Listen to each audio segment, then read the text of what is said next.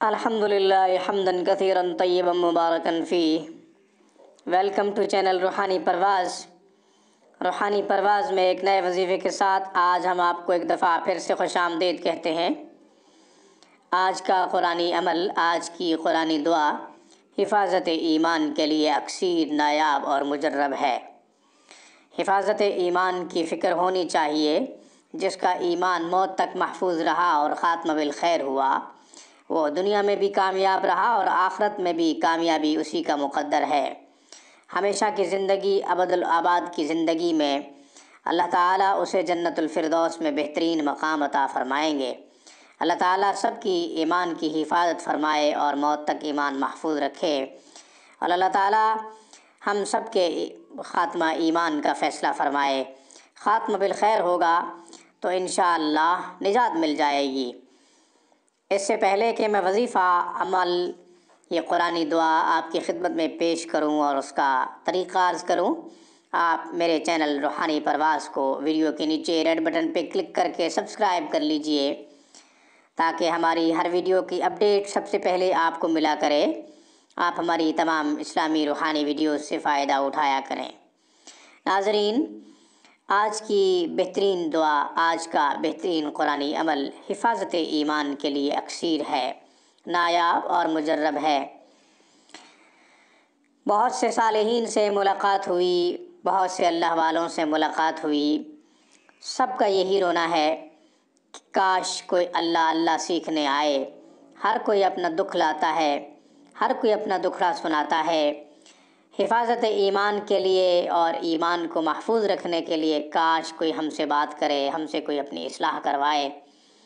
ایسے ہی ہے، بہت کم ہے، بلکہ میرا ایکسپیرینس ہے، میرا تجربہ ہے کہ تقریباً لوگ اپنے دکھ روتے ہیں، تقریباً لوگ اپنی مصیبتوں کے بارے میں بات کرتے ہیں، اپنی پریشانیوں کے بارے میں بات کرتے ہیں۔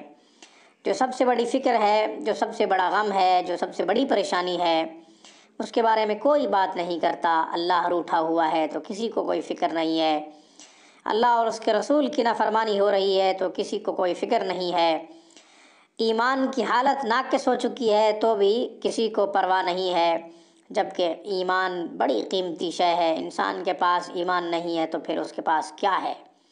مسلمان کا قیمتی اثاثہ تو ایمان ہے۔ اس لیے ایمان کو محفوظ رکھنے کے لیے ہر طرح کی فکر کرنی چاہیے، کوشش کرنی چاہیے، اور دل میں ایک غم ہونا چاہیے، دل میں ایک پریشانی ہونی چاہیے کہ ہمارا ایمان کیسے محفوظ رہے گا۔ بہرحال آج کی ہماری قرآنی دعا، آج کا ہمارا قرآنی عمل ایمان کی حفاظت کے لیے اکثیر ہے۔ آیت نمبر 8 سورۃ آل عمران، پارہ نمبر 3، آیت مبارکہ کی تلاوت کر رہا ہوں۔ یہ دعا بھی ہے۔ اعوذ باللہ من الشیطان الرجیم، بسم اللہ الرحمن الرحیم۔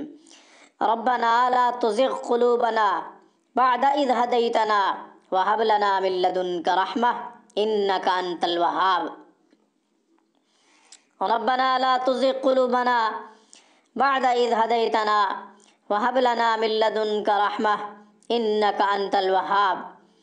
ربنا لا تزغ قلوبنا بعد اذ ہدیتنا وہب لنا من لدنک رحمہ انک انت الوہاب۔